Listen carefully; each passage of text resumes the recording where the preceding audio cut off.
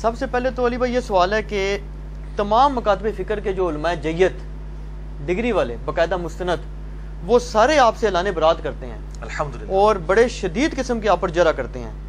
تو پھر سوال یہ پیدا ہوتا ہے کہ آپ کا آخر اپنا فرقہ کون سا ہے اور آپ یہاں تک پہنچے کیسے ہیں؟ آخر آپ کا بھی تو کوئی بیک گراؤنڈ ہے. دیکھیں جی، یہ سوال تو اکثر لوگ کرتے ہیں کہ تمام مکاتب فکر کے علماء شدید اعلان برات کرتے ہیں. تو الحمدللہ میں یہ اپنے لیے اعزاز سمجھتا ہوں کہ تمام مکاتب فکر کے فرقہ پرست علماء شدید اعلان برات کرتے ہیں. اور یہ کوئی نئی بات نہیں ہے، یہ شدید اعلان برات ان کا باقی علماء مکاتب فکر کے علماء سے بھی ہے. کیا بریلوی علماء دیوبندیوں سے شدید اعلان برات نہیں کرتے؟ دیوبند بریلویوں سے شدید اعلان برات نہیں کرتے؟ سنی شیعہ سے، شیعہ سنی سے، اور اس قسم کی لینگویج استعمال کرتے ہیں ایک دوسرے کے علماء کے بارے میں. تو یہ کوئی ایک نئی چیز نہیں ہے. ظاہر ہے جب بھی کوئی حق کی آواز بلند ہوگی یہ لوگ مخالفت میں اتریں گے. کاش یہ اعلان برات کرنے کے کو چھوڑ کے کتاب و سنت کے دلائل میں کوئی رد کرنے کی کوشش کرتے، چھڑولا مارنے دی نہیں کتاب و سنت کے دلائل، تو اس کو پذیرائی بھی حاصل ہوتی اور اس کو ایکسیپٹ بھی کیا جاتا. باقی رہا کہ میرا فرقہ کون سا ہے، میں تو بار بار کہتا ہوں کہ میرا فرقہ، میرا گروہ، فرقہ تو میرا کوئی بھی نہیں ہے جی. اسلام میں فرقہ واریت حرام ہے. وَاعْتَصِمُوا بِحَبْلِ اللَّهِ جَمِيعًا وَلَا تَفَرَّقُوا إِنَّ الَّذِينَ فَرَّقُوا دِينَهُمْ وَكَانُوا شِيَعًا لَسْتَ مِنْهُمْ فِي شَيْءٍ. اے نبی، جنہوں نے دین میں فرقے بنائے اور اپنے آپ کو گروہوں میں بانٹ لیا، آپ کا ان سے کوئی تعلق ہی نہیں ہے. تو وہ میں اس گروہ میں شامل ہوں جو نبی صلی اللہ علیہ وآلہ وسلم کے زمانے میں آپ صلی اللہ علیہ وسلم، آپ کے صحابہ اکرام علیہم رضوان اور آپ کے اہل بیت علیہم السلام کا گروہ تھا. اور آج بھی الحمدللہ جو اس گروہ کے اندر شامل ہیں میں ان کی عزت کرتا ہوں. میں سب لوگوں کو الحمدللہ مسلمان سمجھتا ہوں جو بھی اللہ اور اس کے رسول اور صحابہ کرام اور اہل بیت کے ساتھ عقیدت رکھتے ہیں، ان کی تعلیمات کے اوپر الحمدللہ عمل کرتے ہیں. تو میں یہاں تک کیسے پہنچا ہوں؟ دھکے کھا کے جی. میں نے بیک گراؤنڈ تو اپنا شروع میں بتا دیا تھا کہ بیسیکلی میری جو بلٹ اپ ہوا ہے وہ ایک کٹر بریلوی خاندان کے اندر ہوا ہے، اور بڑی چھوٹی عمر سے ہی میں ایک سمجھ لیں ایک پریکٹسنگ قسم کا بریلوی تھا. پریکٹسنگ مسلمان نہیں، بریلوی. اور میں اس لیے نہیں بول رہا کہ میں بریلویوں کو نعوذ باللہ کو کافر سمجھتا ہوں، میں مسلمان ہی سمجھتا ہوں. مراد یہ کہ اپنے مکتبہ فکر کے اندر فلرش کرنے والا. یعنی میری عمر اس وقت سمجھ لیں ہارڈلی کوئی 10-12 سال تھی تو مسجد کے ساتھ تعلق بن گیا، اور بڑی چھوٹی عمر کے اندر ہی، یعنی مجھے صحیح طرح یاد ہے کہ میں مئی 1992 میں بالغ ہوا تھا، اور میں الحمدللہ اس وقت بھی 5 وقت نماز پڑھتا تھا الحمدللہ، اور رمضان المبارک کے روزے رکھتا تھا. اور اس کے بعد بڑی چھوٹی عمر کے اندر ہی دعوت اسلامی کا قرب مل گیا. الیاس قادری صاحب کا سبز پگڑی باندھنی شروع کر دی 1992 میں، 93 میں باندھنی شروع کر دی تھی. اور پھر آنورڈ تقریباً 2001 تک میں دعوت اسلامی میں رہا. اس کے بعد کچھ اختلافات کی وجہ سے میں الگ ہو گیا. اسی دوران میں انجینئرنگ یونیورسٹی سے بھی فارغ ہو چکا تھا ڈگری کر کے، اور پھر میری جاب بھی ہوگی اسلام آباد میں ایک سرکاری محکمے کے اندر. الحمدللہ 19 گریڈ میں ہوں میں. تو بینگ میکینیکل انجینئر میری اس اعتبار سے تو ایکسپرٹیز تھیں، لیکن میں میٹرک لیول سے ہی کتابیں پڑھنے کا شوقین تھا. بہار شریعت میں نے 1994 میں پہلی دفعہ دلی سے چھپ کے آئی تھی. اس وقت مجھے یاد ہے میں نے 300 روپے کی خریدی تھی. تو اس وقت 300 روپے بڑی چیز تھی، نئی آئی تھی کمپیوٹر کمپوزنگ کے ساتھ. تو میں نے فقہ حنفی ساری کی ساری پڑھ لی. اور اس کے بعد تصوف کی وہ کتابیں جو صرف اہل تصوف صرف ان کا نام سنتے ہیں جی، رسالہ قشیریہ ہے، کوئی کیمیائے سعادت ہے، احیاء العلوم ہے، مکاشفۃ القلوب ہے، کیمیائے سعادت ہے، منہاج العابدین ہے، غنیۃ الطالبین ہے، عوارف المعارف ہے. یہ وہ کتابیں ہیں جو میں نے ایف ایس سی لیول کے اوپر تصوف میں اپنی اس شوق کی وجہ سے پڑھ لی ہوئی تھی. اور 1996 میں جب میں ابھی سیکنڈ ایئر کا اسٹوڈنٹ تھا انجینئرنگ یونیورسٹی میں، کٹر قسم کا صوفی بن چکا ہوا تھا. سبز پگڑی بھی باندھتا تھا اور ایک پریکٹسنگ صوفی بھی، اور امام غزالی کو میں اپنا ایک آئیڈیل مرشد سمجھتا تھا. آج بھی میں کئی چیزوں میں ان کی قدر کرتا ہوں، جن میں اختلاف ہے وہ اپنی جگہ. پھر چلتے چلتے 2001 میں جب میں ڈگری کر کے فارغ ہوا 2000 کے مڈ میں، اور پھر اس سے لے کے 2001 تک یہ 1 سال کا پیریڈ تھا جو میرے اوپر تھوڑا تکلیف دہ تھا. میری کمر میں تکلیف ہو گئی، اس کی وجہ سے میں ڈگری کرنے کے بعد جاب وغیرہ کی تلاش میں اس طرح نہیں رہا، میں نے گھر میں آرام ہی کیا. اس دوران مجھے غلام سعود سعیدی صاحب کا تعارف ہوا. شرح صحیح مسلم میں نے پڑھنی شروع کی، اور الحمدللہ اس کی وجہ سے میرا ذہن کھلا کہ بریلوی ہوتے ہوئے بھی آپ بریلوی علماء سے اختلاف کر سکتے ہیں. یہ غلام رسول سعیدی صاحب کی ایک خصوصیت تھی اور میں نے ان کو بتائی بھی. میری الحمدللہ ڈیٹیل ان سے ملاقات ہوئی تھی 22 مارچ 2007 کو ڈیٹیل کے ساتھ, اور الحمدللہ بڑے اوپن مائنڈڈ وہ شخصیت تھی. پچھلے سال ہی فوت ہوئے, اللہ تعالیٰ ان کی مغفرت کرے. ان کی وجہ سے میرا ذہن کافی کھلا. پھر آہستہ آہستہ میں نے صحیح مسلم پڑھنا شروع کی. غلام رسول رضوی صاحب کی جو فیصل آباد والے ہیں, سردار صاحب کے مدرسے کے اندر وہ شیخ الحدیث تھے, وہ بھی فوت ہو چکے ہیں. بخاری مسلم میں نے بریلویوں کا ترجمہ ہی پڑھا, اور بس اس طریقے سے کام چلتا رہا. بل میں نے کبھی سوچا نہیں تھا کہ میں نے فرقہ واریت کو چھوڑنا بھی ہے. پھر ٹرننگ پوائنٹ میری لائف کے اندر آیا ہے مارچ 2007 میں, جب میں نے پہلی دفعہ قرآن حکیم کو پری ڈیٹرمنٹ رزلٹس کے بغیر قرآن پاک کا ترجمہ پڑھنا اور سننا شروع کیا. امام کعبہ کی آواز میں فتح محمد جلندری صاحب کا ترجمہ, اور ساتھ ساتھ کنز الایمان امام احمد بریلوی المتوفی 1340 ہجری بمطابق 1921 عیسوی, ان کا ترجمہ پڑھنا شروع کیا. تو کرتے کرتے میرا جو ہے دل وہ ٹلٹ ہو گیا اس حوالے سے کہ قرآن حکیم کے جو عقائد و نظریات ہیں ان کے اوپر میں کم از کم نہیں ہوں. پھر پیر نصیر الدین نصیر صاحب کا تعارف ہوا, ان کی کتابیں پڑھنی شروع کی. 2007 میری زندگی کا ایک بڑا کرٹیکل ایئر تھا اس اعتبار سے, حتیٰ کہ 2000 کے اینڈ تک میں تقریباً آپ سمجھ لیں تبلیغی جماعت کو حق پہ سمجھنا شروع کر دیا تھا میں نے, یعنی بریلویت سے نکل کے ایک سٹیپ دیوبند کو, کہ کم از کم ان کی توحید کے اعتبار سے معاملات درست ہیں. اور 2 نومبر 2007 کو رائے اجتماع میں بھی میں سالانہ اجتماع میں گیا, وہاں بھی بڑا کلوزلی ان کو دیکھا. لیکن مجھے کچھ ہی عرصے میں اندازہ ہوا کہ بریلوی اور دیوبندی مکتبہ فکر دونوں ہی تقریباً کوئی 19-20 کا ہی فرق ہے. بزرگوں کے واقعات, فضائل اعمال کے اندر جو کچھ لکھا ہوا ہے, یہ وہ ساری کی ساری چیزیں اسی قسم کی ہیں. تو 2007 کے اینڈ پہ میں جو ہوں وہ متزلزل ہو گیا. اسی دوران میں حج پہ چلا گیا وائف کے ساتھ. جب واپس آیا فروری 2008 کے اندر, تو میں نے آتے ہی پہلا کام کیا کہ میں نے ابو داؤد, ترمذی, نسائی, ابن ماجہ بھی خرید لی, بخاری مسلم پہلے ہی تھی, ان کو پڑھنا شروع کیا. اور میں نے کمپیریٹیو اسٹڈی 2008 کے اندر شروع کر دی, فروری مارچ کے اندر. اور کمپیریٹیو اسٹڈی یہ کہ میں مختلف مکاتب فکر کے علماء کو ملتا تھا جا کے, جس طرح تسی میرے کو لائے ہوئے ہو نا. خیر میرے کو تو خیر اس طرح میرے ورگا تو بندہ کوئی نہیں سی جس کو میں جانتا, نیوٹرل.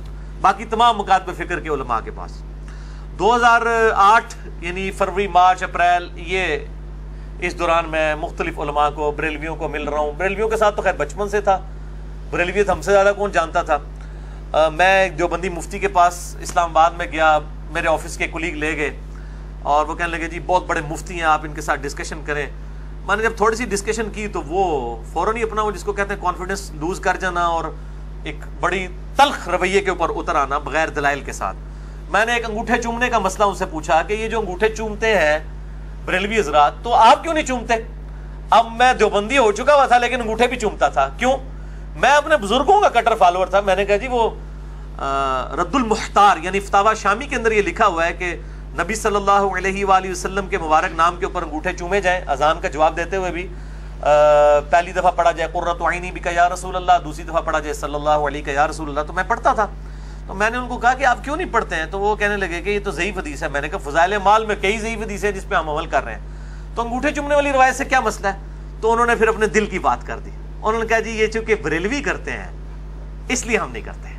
یہ کون تھے جی؟ مفتی اسماعیل؟ یہ میں نہیں, اسماعیل طورو صاحب سے تو خیر میری ملاقات نہیں, ان کی بھی کئی ایک چیزیں میرے سامنے آئی ہیں, وہ تو آپ چھوڑ دیں. کوئی اور مفتی صاحب ہیں, میں اب وہ نام نہیں لیتا, اتنے مشہور نہیں ہیں لیکن وہ بڑے مفتیوں میں.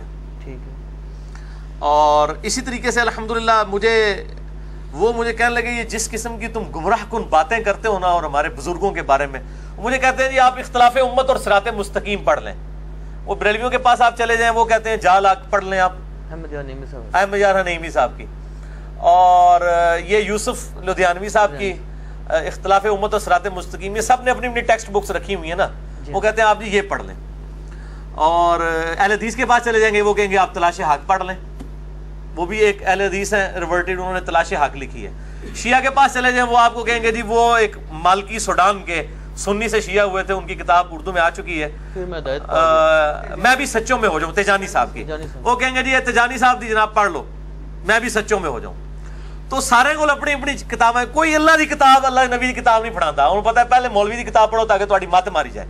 تو مجھے کہنے لگے وہ پڑھے. میں نے کہا میں نے پڑھی ہے, اس کے اندر اتنے بڑے بڑے بلنڈر لکھے ہوئے ہیں. میں نے ایک دو بتائے تو ان کے جناب وہ ادھر سے نا جھاگ چھوڑنی شروع ہوگی, غصے میں آ گئے. وہ کہتے ہیں تو عن قریب جو ہے نا گمراہ ہو جائے گا, تو اہل حدیث ہو جائے گا. میں نے کہا جی میں تو اہل حدیث کو گمراہ سمجھتا ہوں، میں نے کیوں اہل حدیث ہونا ہے؟ نہیں، اس طرح کی باتیں کرنے والے اہل حدیث ہو جاتے ہیں۔ خیر جب ہم نکلے، ہم 3-4 دوست تھے جو یہ ہدایت کا سفر اکٹھا طے کر رہے تھے، تو میرے ایک بھائی کہنے لگے جی آپ اس طرح کریں، اہل حدیث کو بھی چیک کر لیں، ان کو چیک کرنے میں کیا حرج ہے؟ تو خیر میں اہل حدیث علماء کے بارے میں یعنی رابطہ کیا اور مختلف لوگوں کے نام سامنے آئے۔ الٹیمیٹلی خیر جس شخصیت تک میں پہنچا، میری خوش قسمتی ہے، شیخ زبیر علی زئی رحمہ اللہ تعالی المتوفی 1435 ہجری میری خوش قسمتی تھی، اور میں شیخ صاحب سے کہا کرتا تھا کہ اگر میں آپ تک نہ پہنچا ہوتا تو میں اہل حدیث کو پہلے ہی کنکلوڈ کر لیتا بغیر تحقیق کے۔ بہرحال ان کے ساتھ میری ملاقات ہوئی 28 مئی 2008 کو، اور یوم تکبیر والے دن، یعنی 10 سال ہوئے تھے یوم تکبیر کو۔ 1998 میں پاکستان نے ایٹمی بلاسٹ کیے تھے، اس کو 10 سال پورے ہوئے تھے، اور اسی دن میں نے الحمدللہ پراپرلی جو ہے وہ سنت کے مطابق رکوع میں جاتے وقت، رکوع سے اٹھتے وقت رفع الیدین کے ساتھ نماز بھی شروع کی۔ بہرحال مجھے اہل حدیث کے ساتھ جن مسئلوں پہ اختلاف تھا، چاہے وہ یزید والا ایشو تھا یا وہ 3 طلاق والا ایشو تھا، کسی قسم کے اور داڑھی والا مسئلہ، اس طرح کے سارے ایشوز کے اوپر زبیر علی زئی صاحب کا موقف تو وہی تھا جو میں تحقیق کے ذریعے پہنچا ہوا تھا۔ اس لیے میں نے جو ہے نا وہ ان کو الحمدللہ اس اعتبار سے بڑا اچھا پایا، اور اللہ تعالیٰ نے میری ہدایت کا سبب بھی ان کو بنایا، اللہ تعالیٰ ان کو جزائے خیر دے۔ پھر الحمدللہ ان کے ساتھ رابطہ رہا، ان سے کافی کچھ علم حاصل کیا، اور ان کو بھی کئی جگہ موقع ملا مجھ سے استفادہ کرنے کا۔ اس لیے بعض اہل حدیث علماء یہ کہتے ہیں کہ جی زبیر علی زئی نے علی کو گمراہ کیا اور علی نے زبیر علی زئی کو گمراہ کر دیا، تو میں کہتا ہوں شاید دونوں باتیں ٹھیک ہی ہوں۔ ان کی نظر میں تو گمراہی ہے نا، وہ جو سورۃ الاعراف میں آتا ہے کہ جو لوگ خود رائے راست سے ہٹے ہوئے ہیں، گمراہی کو دیکھتے ہیں تو وہ سچ کا راستہ سمجھ لیتے ہیں، سچائی کو دیکھتے ہیں تو گمراہی سمجھ لیتے ہیں۔ بہرحال شیخ زبیر صاحب کے ساتھ 2008 میں میرا یہ معاملہ رہا۔ اسی دوران مجھے ایک اہل تشیع عالم کا تعارف ہوا، ثاقب اکبر صاحب کا، بڑے نیوٹرل پرسنالٹی ہیں۔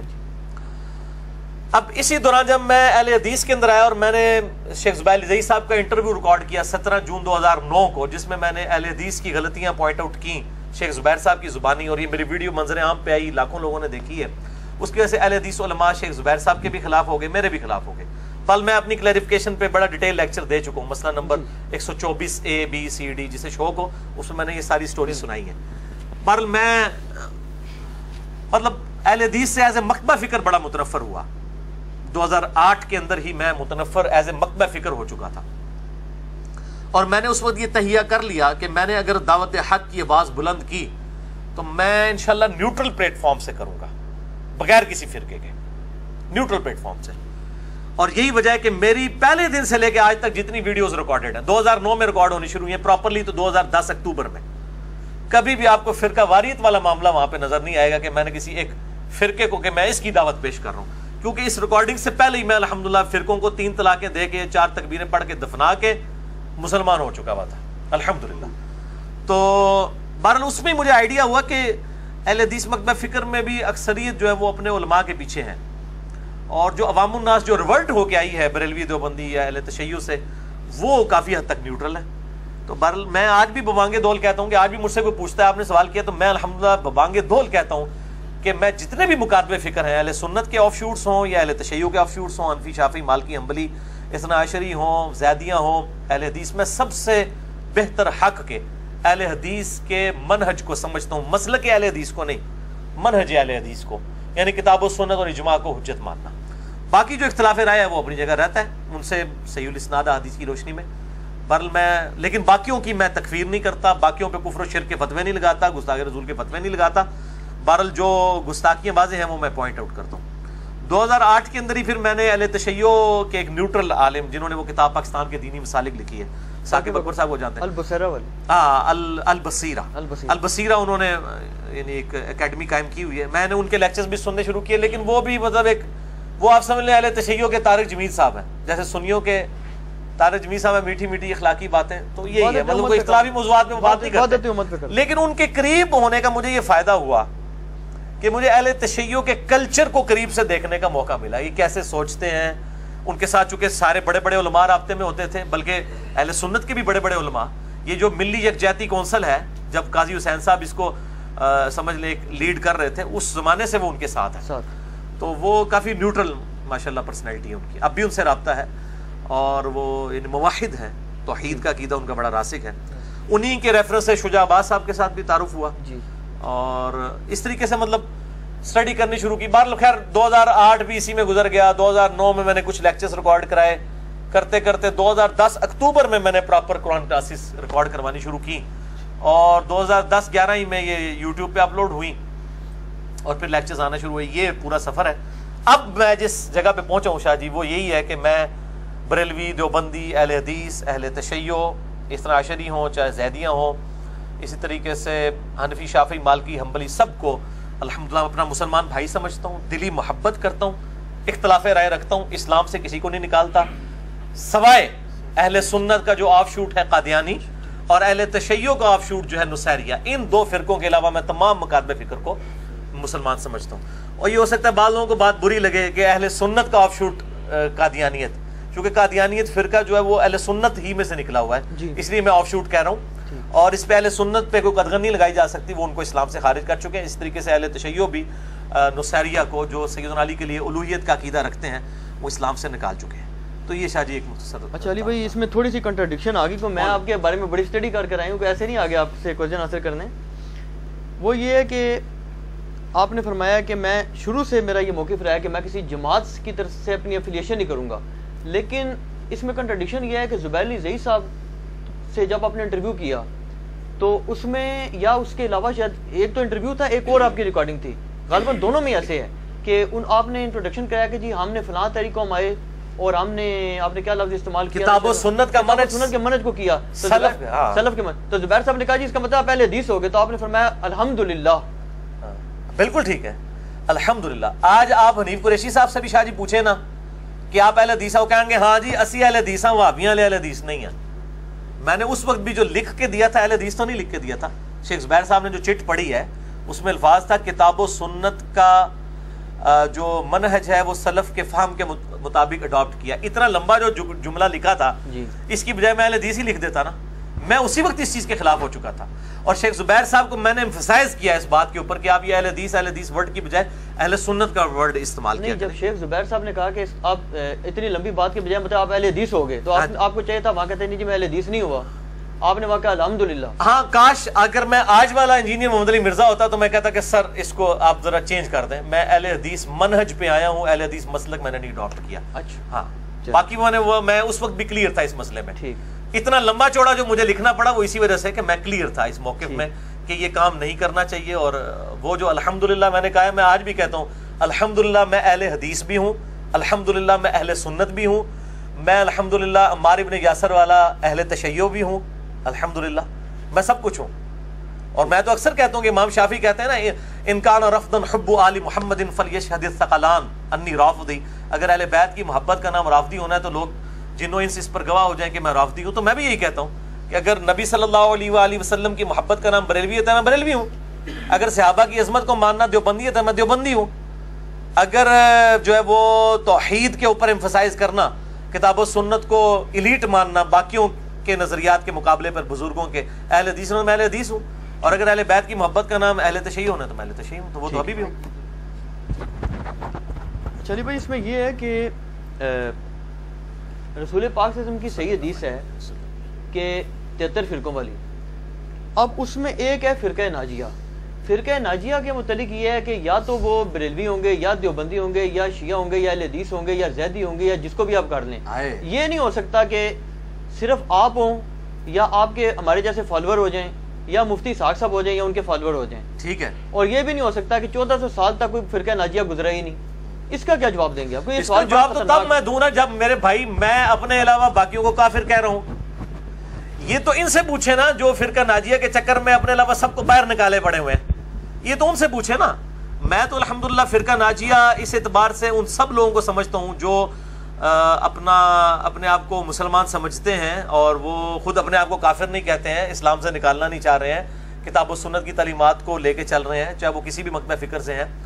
ہم کب کہہ رہے ہیں کہ ہمارے سے پہلے سارے کافر گزرے ہیں؟ ہم تو ساروں کو, ہمارا تو جھگڑا یہ ہے کہ باقی جو فرقہ ناجی ہیں یہ پہلے خود, تو میں ان سے اکثر کہتا ہوں کہ آپ پہلے آپس میں میچ کو کھیلیں, آپ میں سے جو فائنل جیت دے اس کا میچ بھی میرے ساتھ ڈلوا لیں, کیا بریلوی دیوبندی اہل حدیث شیعہ اور باقی مکاتب فکر یہ آپس میں میچ کھیل کے کوئی ایک ناجیہ فرقہ ڈیفائن کر چکے ہیں؟ وہ اپنے علاوہ سب کوئی کافر سمجھتے ہیں، سب کوئی گستاخ رسول مشرک سمجھتے ہیں اور دوست کی فرقہ سمجھتے ہیں. وہ تو دوسروں کو جب دوست کی فرقہ کہہ رہے ہیں تو اب مجھ سے کیوں ڈیمانڈ کر رہے ہیں؟ وہ تو آپس میں ایک دوسرے کو دوست کی کہہ رہے ہیں، پہلے آپس میں فیصلہ کر لیں. میں تو ان ساروں کو انشاءاللہ تعالی جنتی مانتا ہوں اس حوالے سے کہ ان میں جو جو صحیح لوگ ہیں انشاءاللہ جنت تک جائیں گے، اور جو جو لوگ فرقہ واریت پھیلا رہے ہیں انشاءاللہ تعالی ان کی پھینٹی لگے گی. باقی جو 73 فرقوں والی حدیث اتنا آسان نہیں ہے اس کو فٹ کرنا، خود ان لوگوں نے ایک دوسرے کے اوپر فٹ کی ہے. اور پھر حنفی شافعی مالکی حنبلی اختلافات کو یہ فروئی کہتے ہیں. دوسری جانب تو انہوں نے خانہ کعبہ میں 4 مسلح ڈالے ہوئے تھے. اگر یہ فروئی اختلافات تھے تو امام لادا کیوں تھے؟ ایک دوسرے کے پیچھے نماز کیوں نہیں پڑھتے تھے؟ اگر سنی مانتے تھے سب آپس میں تو یہ 4 انہوں نے اماموں کے نام کے اوپر مسلح کیوں کھڑے کیے ہوئے تھے؟ اور فقہ کی کتابوں میں آپ جائیں تو فقہ حنفی کتابوں میں یہاں تک لکھا ہے کہ اگر کوئی شافیہ عورت بیاہ کے اپنے گھر لائے تو ایسا ہی ہے جیسے کوئی یہودیہ بیاہ کے لائے. فتاوی العلمگیریہ کے اندر باقی کتابوں کے اندر یہ ریفرنسز موجود ہیں. تو یہ بات ہی کرتے ہیں صرف، باقی ایک دوسرے کو پکا گناہ سمجھتے ہیں. یہ تو آپ نے میری بات کی پھر تصدیق کر دی نا. ان کا تو موقف ہے بالکل کلیئر. مثلا ان کا موقف یہ جی ہمارا یہ گروہ ہے، یہ ہمارے علماء ہیں، ہم حق پر ہیں، ہم فرقہ ناجیہ، باقی سارے جنمی ہیں. آپ کا وہ حساب ہے کہ وہ ہمیں کہتے ہیں جی کہ ادھر کی اینٹ ادھر کا روڑا بان متی نے کنبا جوڑا، کہ جناب یہ شیعوں سے لے لیا، یہ دیوبندیوں سے لے لیا، یہ بریلویوں سے لے لیا. وہ کہتے ہیں یہ فکر کبھی دنیا میں رہی ہے آج تک؟ جی بریلوی دیوبندی اہل حدیث شیعہ سے ہم نے کب کوئی چیز لی ہے؟ ہم تو اہل سنت کی مین سٹریم کی کتابوں سے چیزیں لے رہے ہیں. اگر امام بخاری امام مسلم کی کتابوں سے ہم کو ریفرنس آپ کو پیش کرتے ہیں تو یہ اگر آپ اس روڑے کو آپ سمجھتے ہیں کہ یہ کوئی رانگ نمبر ہے تو آپ امام بخاری امام مسلم کو رانگ نمبر کہیں نا، مجھے تو نہ کہیں. ہم تو اسی لیے کہتے ہیں پھر یہ ٹنی ہے. انہوں نے اپنی اپنی مطلب کی بخاری مسلم لی ہوئی تھی، ہم نے ساری کمبائنڈ فارم میں ایک جگہ کر دی. اگر میری کوئی ذاتی کتاب ہوتی، میں اپنی سند کو پہنچا رہا ہوتا نبی علیہ السلام تک، تو آپ ضرور اعتراض کرتے. میں تو ہمیشہ بخاری مسلم کے ریفرنسز دے رہا ہوں. اب آپ اپنے بزرگوں کو روئیں جنہوں نے آپ کو دورہ دین دیا تھا. آدھی باتیں بتائی تھیں آپ کو بخاری مسلم سے، آدھی باتیں چھوڑ دی ہوئی تھی. میں نے وہ ساری لا کے پبلک کے سامنے رکھ دی ہیں. اصل سنی ہے میں، وہاں تو بزرگ بھی ٹنی تھے، تسی بھی ٹنی. پھر تو میں ہی کہوں گا نا. اگر میری کتابیں اپنی ہوتی، سنیوں والی کتابیں نہ ہوتی، آپ کا اعتراض بالکل جینون تھا کہ جس نے گھر بیٹھ کے باتیں بنائی ہیں. اگر بخاری مسلم میں انٹرنیشنل نمبرنگ میرے علاوہ کوئی بندہ نہیں بتاتا کہ آپ کاؤنٹر چیک کر سکیں، کوڑ مار کے ٹوڑ جاندے ہیں ویڈیو دے اندر. میں انٹرنیشنل نمبرنگ بتاتا ہوں، لوگ کاؤنٹر چیک کرتے ہیں اور وہ نکلتی ہے. تو اگر میں نے یہ حدیثیں نکال کے پبلک کو بتائی ہیں تو یہ حدیثیں میں نے گھر تو نہیں لکھی ہیں، بخاری مسلم میں پہلے تھی. آپ اپنے بزرگوں کو روئیں، ان کے ساتھ جا کے آپ وہ جس پریس کلب کے باہر احتجاج کریں اپنے بزرگوں کے خلاف کہ جی ہم نے تو آپ انجینئر صاحب کو اپنا بزرگ مان لیا کیونکہ آپ نے تو بخاری مسلم میں حدیثیں ہم تک چھپائی ہوئی تھی. آپ نے تو ہمیں بتایا نہیں تھا بخاری میں حدیث ہے 2812 کہ عمار کو ایک باغی جماعت قتل کرے گی، عمار ان کو جنت کی طرف بلائے گا اور وہ جماعت دوزخ کی طرف بلائے گی. آپ تو یہ حدیث چھپاتے نہیں، یہ تو علی نے نکالی ہے. تو میری اگر کتابیں جس دن شادی الگ ہوئی نا اس دن میرے پر اعتراض بنے گا. جب میری کتابیں وہی ہیں جن کتابوں کو آپ بھی مانتے ہیں تو پھر میرے پہ تو اعتراض ہی کوئی نہیں ہے. باقی پرانے بزرگوں کی کیا بات ہے، وہ اللہ تعالیٰ کے پاس جا چکے، وہ اپنے اعمال کا حساب کتاب خود دیں گے، ہم ان کی کوئی تکفیر نہیں کرتے ہیں. اور باقی پریکٹیکلی تو حنفی بھی کئی معاملات کے اندر بزرگوں کے فتوے چھوڑ چکے ہیں. مدینہ کو کیا امام حنیفہ رحمہ اللہ حرم مانتے تھے؟ نہیں مانتے تھے. ابھی شوال کے 6 روزوں کے اوپر بھی میرا انشاءاللہ لیکچر آئے گا. تمام فقہ حنفی کتابوں میں تواتر سے نقل ہوا ہے کہ امام شافعی امام ابو حنیفہ رحمہ اللہ تعالیٰ ان کو 6 روزوں کو مکروہ سمجھتے تھے. امام مالک بھی، امام مالک کی تو الموطا امام مالک میں لکھا ہوا ہے، لیکن آج ہمارے پاس حدیثیں موجود ہیں تو یہ اختلاف رائے کرتے ہیں نا. مفقود الشوہر جو ہے، مفقود الشوہر عورت جس کا شوہر گم جائے، ایسی عورت وہ 4 سال تک انتظار کرے گی. امام مالک کا فتویٰ ہے. امام حنیفہ کا فتویٰ ہے کہ 90 سال تک انتظار کرے گی یا اس کے خامند کے ہم عمر سارے لوگ فوت ہو جائیں. تو کیا حنفی 90 سال والا فتویٰ یہ اپنی پبلک کو بتا سکتے ہیں؟ فتویٰ تو امام مالک کے فتوے کے اوپر دے رہے ہیں. تو یہ ادھر کی اینٹ ادھر کا روڑا تو یہ خود بھی لگا رہے ہیں. ہم تو دلائل کے اوپر بات کرتے ہیں. پہلے سب سے پہلے ہمارے عقائد بتائیں کہ ہمارا کون سا عقیدہ کتاب و سنت کے خلاف ہے. کتاب و سنت کے، بزرگ بابوں کے نہیں، ان کا ہم کوئی ذمہ دار نہیں. کیوں؟ یہ آپس میں بھی ایک دوسروں کے بزرگوں کو نہیں مانتے. امام ابو حنیفہ رحمہ اللہ تعالیٰ کا نام تحقیر کے ساتھ لیا کرتے تھے احمد بن حنبل. ایلو لے جو میرے کو ریکارڈنگ کرنا سنیے سر. مسند احمد میں موجود ہے، اپنے بیٹے سے حدیث بیان کر رہے ہیں اور کہتے ہیں وہ ابو فلانا کہتا تھا. ابو حنیفہ بھی نام نہیں لیا. تو پھر بیٹے نے مجھے کینوں فلانا کہتے پہ فلانا، جسے پنجابی فلانا ٹینگا کہہ دینے نا، انہوں نے کہا میں ابو حنیفہ کو کہہ رہا ہوں. اس طرح تحقیر کے ساتھ یہ نام لیتے تھے. بالکل جھوٹی باتیں کرتے ہیں کہ جی وہ ان کی قبر پہ جاتے تھے رفع دین چھوڑ دیتے تھے، ان کی قبر پہ جاتے رفع دین کرتے تھے. بالکل جھوٹ مالتے ہیں، بالکل جھوٹ بولتے ہیں، ایک دوسرے کے اوپر اتنی جرح کرتے ہیں. میں اس جگہ کے اوپر پورے لیکچر دے سکتا ہوں کہ انہوں نے ایک دوسرے کو پوڑ کے رکھا ہوا ہے. تو پھر یہ جب آپس میں ایک دوسرے کے ساتھ یہ کچھ کرتے رہے ہیں تو ہم سے کوئی ایکسپیکٹ کرتے ہیں؟ ہم بھی اختلاف رائے کرتے ہیں. میں امام حنیفہ، امام شافعی، امام احمد بن حنبل، امام مالک کے قدموں کی خاک بھی نہیں ہوں، لیکن نبی صلی اللہ علیہ وآلہ وسلم کے ٹائٹل پہ ان کو فائز نہیں کر سکتا. جی علی بھائی، آپ نے یہ ذکر کیا جو امام شافعی کا قول ہے، یہ جو اشعار ہے، یہ پبلک سوال نہیں ہے. میں سمجھ گیا ہوں آپ کی بات. اس کو چھوڑ دیں آپ. یہ پبلک سوال نہیں ہے. اچھا، یہ تواتر کے ساتھ نقل ہوئی نہیں چیز. چھوڑ دیں اس کو. بالکل. اور دوسرا یہ کویسچن ہے کہ جو جتنے بھی فرقے ہیں، جس طرح سے علی نقوی بھائی نے یہ کہا کہ وہ اپنے آپ کو فرقہ ناجیہ سمجھ کے پروموٹ کرتے ہیں پبلک میں بھی جتنے بھی ہیں، تو ایک بندہ جو جس طرح سے آپ نے تحقیق کی اور آپ ایک پبلک لیول تک پہنچے، تو ایک بندہ جو اپنے گھر میں بیٹھ کے کر رہا ہے وہ بالکل ڈسٹنگوشڈ ہے، تو کیا وہ فرقہ ناجیہ میں شمار کیا جائے گا؟ کیوں نہیں شمار کیا جائے گا میرے بھائی؟ اگر وہ قرآن حکیم پڑھتا ہے، خواہ اپنے مکتبہ فکر کا پڑھ لے، بریلوی ہے تو بریلویوں کا پڑھ لے، دیوبندی ہے دیوبندیوں کا پڑھ لے، شیعہ ہے شیعوں کا پڑھ لے، اہل حدیث ہے اہل حدیثوں کا پڑھ لے، اس کے بعد اپنے عقیدوں کو ان کے مطابق کر لے، تو وہ فرقہ ناجیہ میں شامل ہے. اگر یعنی قرآن کا پہلا صفحہ کہہ رہا ہے ایاک نعبد و ایاک نستعین، اس کا ترجمہ بریلویوں نے بھی وہی کیا ہے، اہل حدیث نے بھی وہی کیا ہے، دیوبند نے بھی وہی کیا ہے. کسی نے شیطان سے مدد نہیں مانگی ہوئی ہے، نہ کسی نے اس میں ترجمے میں لکھا ہے کہ ہم یا علی مدد یا شیخ عبد القادر جیلانی مدد بھی کہتے ہیں. تو سب کے سب مان ہی رہے ہیں نا، تو اس کے اوپر عمل کریں، اس میں کوئی مسئلہ نہیں ہے. لیکن وہ ترجمہ اپنا پڑھیں. اور یہ جو کہتے ہیں نا جی وہ ترجمے اپنے اپنے لوگوں نے کیا، ہم کہتے ہیں آپ اپنے ہی پڑھ لیں، چھوڑ دیں باقیوں کو. جی شاہ جی. اچھا علی بھائی، ایک سیدھا سا جواب دینا آپ نے بات کا، کوئی لمبی چوڑی سوال نہیں ہے. ہمیں بھی لوگ ایسی بات کرتے ہیں پھر چپ ہو جاتے ہیں ہم. آپ یہ بتائیں کہ آپ مجتہد ہیں یا نہیں ہیں؟ شاہ جی تسی میرے وکیل کیوں بنے ہوئے ہو؟ مجھے یہ نہیں سمجھ آتی. نہیں، آج تو آپ عدالت میں ہیں نا، پھر عوام کی عدالت میں. ٹھیک ہے عوام کی عدالت میں آپ مجتہد ہیں یا نہیں؟ ادھر لگا رہے ہیں، آپ کی بات بہت زیادہ اونچی ہو رہی ہے. اوپر والے پورشن میں اوپر لگائیں ادھر. لیکن آپ جو بات چیت کر رہے ہیں یہ سارا اجتہاد ہے. جی ہاں، دیکھیں اگر میں نے کوئی تنظیم کھڑا کی ہے، کوئی فرقہ کھڑا کیا ہے، میں کوئی چندہ باکس آپ کے حوالے کر رہا ہوں یا آپ کو چندے کی کوئی میں لسٹ دے رہا ہوں کہ آپ میرے نام کے اوپر یہ چیزیں اکٹھی کریں، پھر تو آپ ضرور کریں. ہم کب کہہ رہے ہیں کہ آپ ہمیں فالو کریں؟ ہم تو مسلمانوں کی مسجد میں ہی نماز پڑھتے ہیں. میری 2 نمازیں جو ہیں بریلویوں کی مسجد میں، دیوبندیوں کی مسجد میں ہوتی ہیں جو میرے گھر کے قریب ہے، اور 3 نمازیں میری اہل حدیث کی مسجد میں ہوتی ہیں، کبھی بریلویوں کی مسجد میں بھی ہو جاتی ہے. تو مختلف، میں شیعہ کی مسجد میں بھی چلا جاتا ہوں کبھی کبھار مجھے موقع ملے.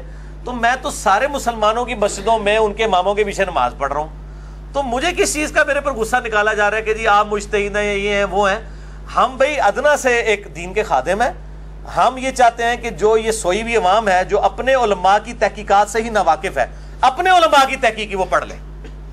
یعنی احمد بریلوی صاحب کا ترجمہ کو پڑھ لے اور وہ دیکھے کیا یہ وہی توحید ہے جو احمد بریلوی صاحب کے ترجمے میں لکھی ہوئی ہے کہ جو بریلویوں کے اندر رائج ہے، یا سید فرمان علی شاہ صاحب نے جو ترجمہ لکھا ہے اہل تشیع کا، اس میں توحید وہی ہے جو وہ پریزنٹ کر رہے ہیں ایز اے مکتبہ فکر.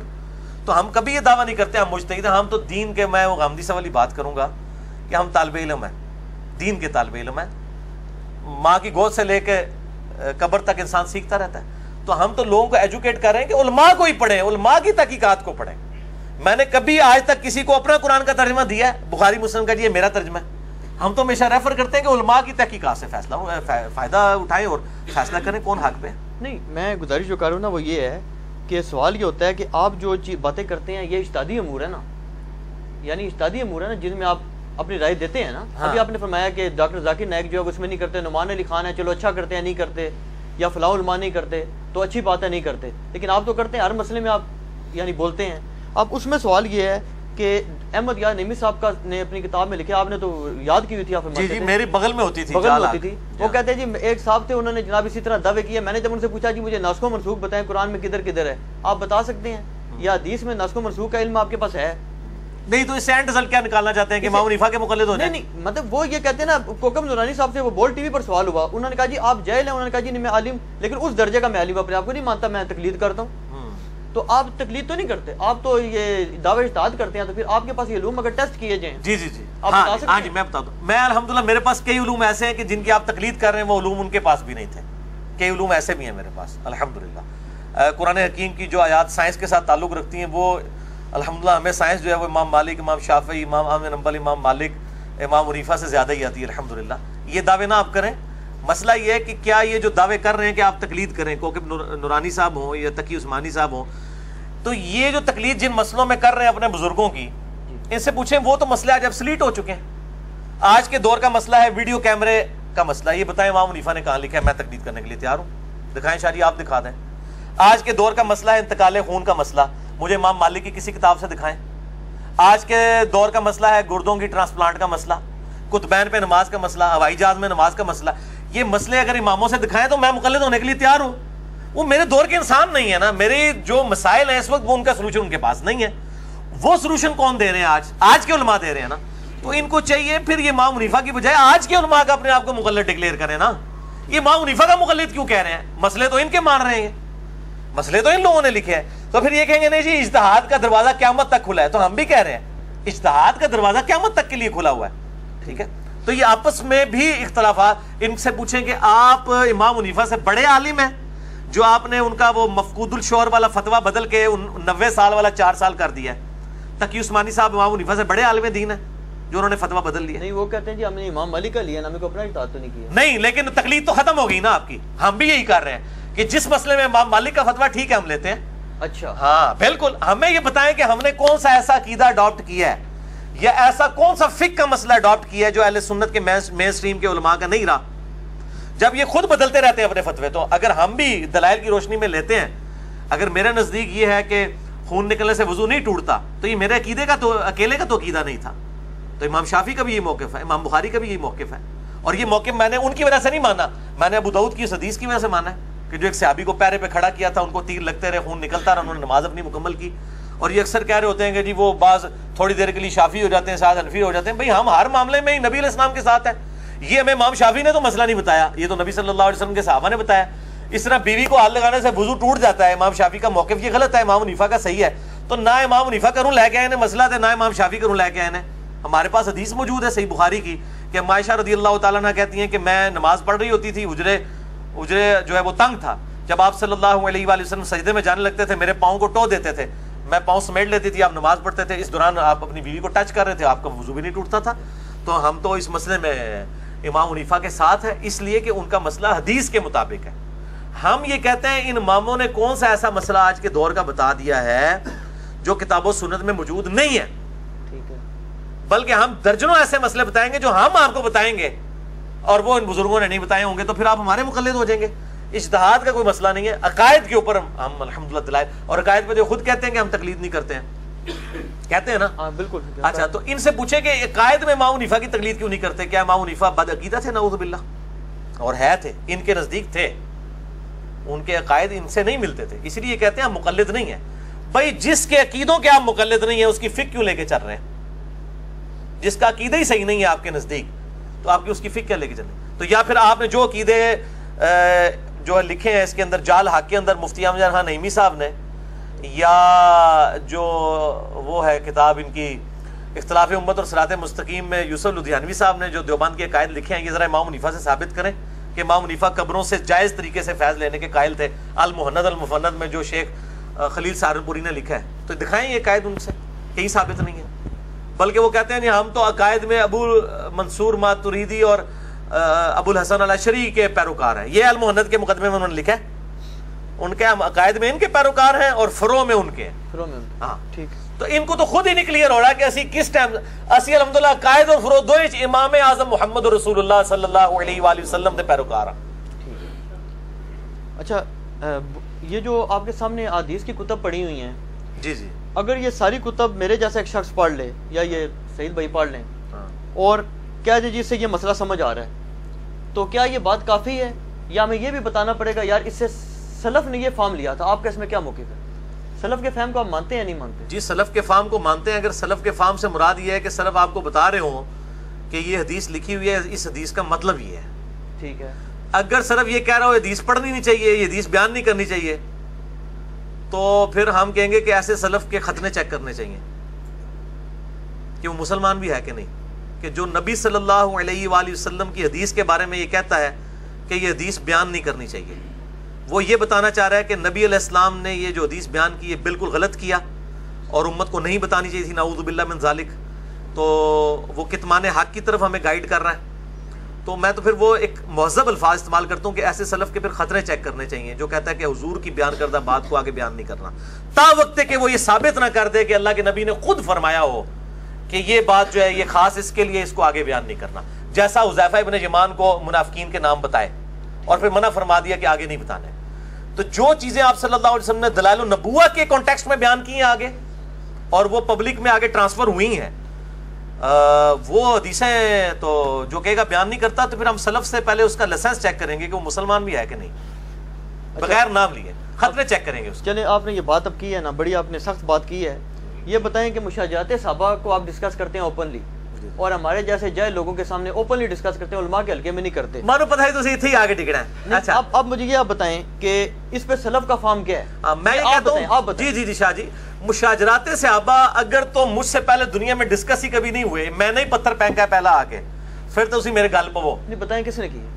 سارے ڈسکس کرتے آ رہے ہیں، پوری دنیا میں ڈسکس ہو رہے ہیں۔ سنی شیعہ جب کنفلکٹ بن گیا جی تو پوری دنیا کے اندر جنگ جمل صفین نہروان تو ڈسکس ہوتی ہے، ہمارے کورسز کے اندر موجود ہے، تاریخ اٹھا کے دیکھیں، تاریخ کے کورسز کے اندر موجود ہے۔ اور المصنف ابن ابی شیبہ میں سلف ہی ہے نا، مصنف ابن ابی شیبہ نو سلف مندے ہو، امام ابن ابی شیبہ نو المتوفا 235 ہجری، امام بخاری امام مسلم کے استاد ہیں، صحیح مسلم میں 1500 حدیثیں اس سے ہیں۔ انہوں نے باقاعدہ باب باندھا ہے کتاب الجمل، جس میں باب باندھا ہے جمل پہ، نہروان پہ اور صفین کے اوپر، چیپٹر سلف نے باندھے ہیں۔ تو مشاجرات صحابہ تو ڈسکس کیا، باقاعدہ چیپٹر بنا کے ڈسکس کیا۔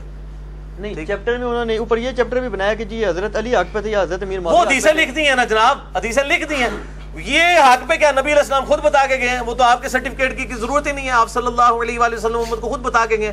ظاہر ہے جب مسئلے اٹھیں گے اسی وقت۔ آپ مجھے ہی بتائیں، اہل حدیث مکتب فکر کے لوگ جو امی عائشہ رضی اللہ تعالیٰ عنہا پر جو بدکاری کی تہمت لگی، جس میں نبی صلی اللہ علیہ وآلہ وسلم نے کئی دن تک وحی کا انتظار کیا، اس سے اہل حدیث علماء نہیں کہتے ہیں کہ جی وہ حضور کو اگر علم غیب ہوتا تو آپ صلی اللہ علیہ وآلہ وسلم پہلے ہی بتا دیتے، آپ اس لیے پریشان رہے کہ آپ کی وہ بیوی پہ تہمت لگی تھی کہ وحی نہیں آ رہی تھی، یہ کہتے ہیں کہ نہیں؟ اپنے لیکچرز کے اندر کہتے ہیں۔ اچھا تو کیا کسی سلف نے حدیث افک سے حضور کے علم غیب کی نفی ثابت کی ہے؟ اس کو چیپٹر بنایا ہے کہیں پہ؟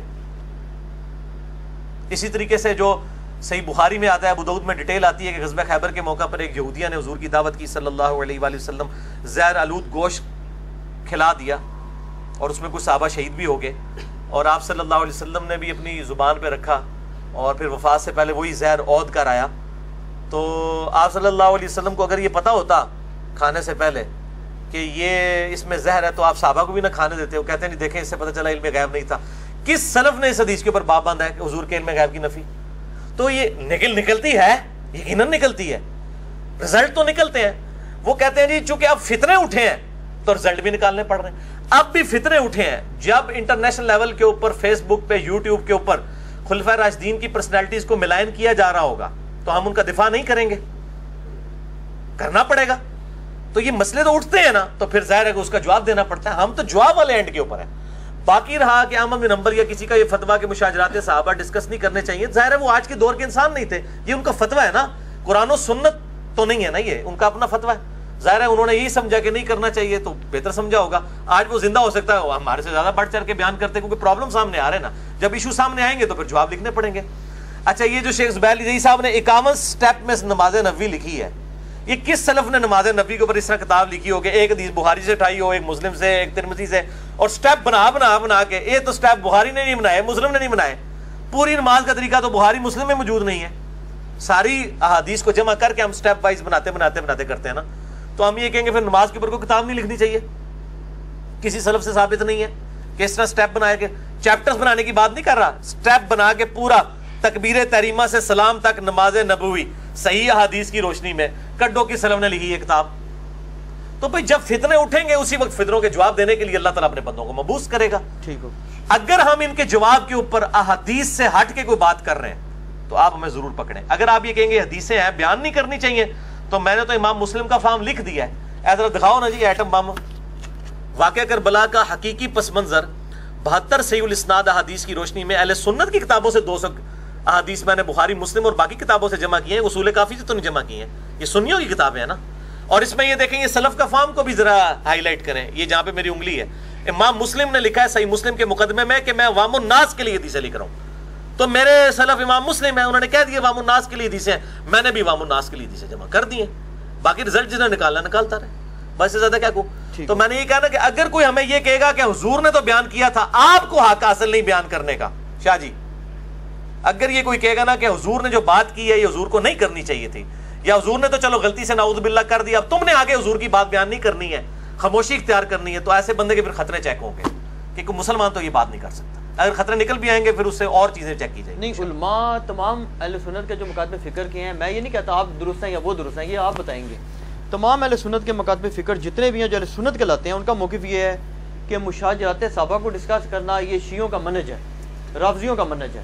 تو یہ امام بخاری امام مسلم جو ہے وہ رافضی ہیں. انہوں نے جو حدیثیں نقل کی ہیں جو میں نے اس میں پمفلٹ میں بیان کی ہیں, ان کو رافضی کہیں گے. یہ تو امام بخاری اگر نہ حدیث لکھ کے جاتے مجھے نہ پتہ چلتا. یا پھر یہ کہہ دیں گے ان حدیثوں کو بیان کرنا حرام ہے, تو بخاری کو بھی پکڑے, پھر یہ ترجمہ بھی نہ کیا کریں ان حدیثوں کا. میں نے پبلک کی آسانی کی خاطر اہل سنت کا منہج, اس سے پہلے کہ ہمیں کو رافضی آگے پڑھائے اہل سنت کا منہج, میں نے اہل سنت کی کتابوں میں تو خدمت کی ہے. یہ تو امت لیول کی خدمت ہے, یہ تو خلافت و ملوکیت اتنی بڑی خدمت نہیں ہے جو میں نے یہ پمفلٹ لکھا ہے کہ میں نے اہل سنت کی کتابوں سے سنیت کا مقدمہ پیش کر دیا. اس کا مطلب ہے آپ واک آؤٹ دینا چاہتے ہیں رافضیوں کو کہ آپ کا مقدمہ کمزور ہے. اگر میں نے یہ اپنے گھر بیٹھ کے کتابیں بنائی ہوں خود, پھر تو میں مجرم ہوں. تو میں نے تو اہل سنت کا مقدمہ اہل سنت کی کتابوں سے پیش کر دیا. ڈسکس تو امام بخاری امام مسلم نے کیا ہوا ہے, سکیٹرڈ فارم میں تھی, میں نے ایک جگہ جمع کر دی, جس طرح آپ نے بھی کئی ایک سکیٹرڈ فارم میں چیزیں موجود تھی, ایک جگہ ٹاپک کے طور پہ جمع کر دی ہیں. تو اس میں کون سا حرج والی بات ہے؟ اس سے جو رزلٹ نکالے ہیں ہم نے, اگر آپ ان رزلٹ سے اختلاف کرتے ہیں تو وہ آپ کا حق حاصل ہے.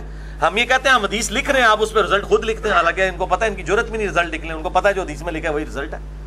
اچھا, اور میں یہ کلیئر کر دوں کہ میں تمام صحابہ اکرام رضوان کی عزت کرتا ہوں اس حوالے سے کہ میں ان کو حضور کی صحبت کی وجہ سے رضی اللہ تعالیٰ عنہ کہتا ہوں, حتیٰ کہ حضرت معاویہ, حضرت عمر بن عاص, حضرت بصر بن ابی ارطا اور حضرت مغیرہ ابن شعبہ رضی اللہ عنہم اجمعین, میں سب کو صحابی مانتا ہوں الحمدللہ ڈنکے کی چوٹ پہ, اور ہر لیکچر میں یہ کہتا ہوں. لیکن اس صحابیت کی بنیاد پہ جو کچھ امت کے ساتھ انہوں نے کیا, اور نبی صلی اللہ علیہ وسلم نے پہلے ہی بتا دیا کہ یہ کچھ کریں گے بخاری مسلم کی حدیث کی روشنی میں, آن دا بہاف آف پروفٹ میں ان سے اختلاف رائے رکھتا ہوں. میری مجھ نہیں کسی نے پائی کھولی, میرے ذاتی کسی نال کوئی مسئلہ نہیں ہے.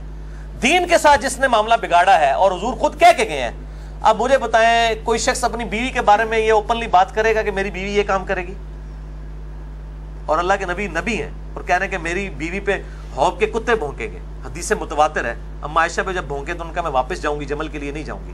اللہ کے نبی صلی اللہ علیہ وآلہ وسلم نے سیدہ عائشہ کے بارے میں اتنی بڑی بات امت تک پہنچائی ہے, تو یہ دروازہ تو آپ نے کھولا نا, نعوذ باللہ. They are trying to teach their prophet صلی اللہ علیہ وآلہ وسلم. میرا خیال ہے کافی ہے. اور یہ ان جاہلوں کی آپ کی باتیں, یہ آپ جن جاہلوں کی باتیں پیش کر رہے ہیں نا, ان کو کوئی آٹے میں نمک بھی نہیں ہے. ہماری آواز الحمدللہ ملینز آف پیپل تک پہنچی ہے. لوگ کہتے ہیں جی بڑی آپ کے خلاف کلپ دیکھتے ہیں, لیکن جب آپ کی کوئی بات سنتے ہیں, وہ جب کاؤنٹر چیک کرتے ہیں نکلتی ہے, باقی جتنی بات کرتے ہیں وہ نکلتی نہیں ہے. آپ بات نہیں. تو اس کو کنکلوڈ, اس کو چھوڑ دیں ادھر. میں نے 100 سوالات جو آپ سے 157 مسئلہ ریکارڈ کروایا, اس میں اس ایشو کے اوپر بول چکا ہوں, لہٰذا اس کو میرا خیال ہے ان چیزوں کو اسکپ کریں آپ اور سوالات کریں.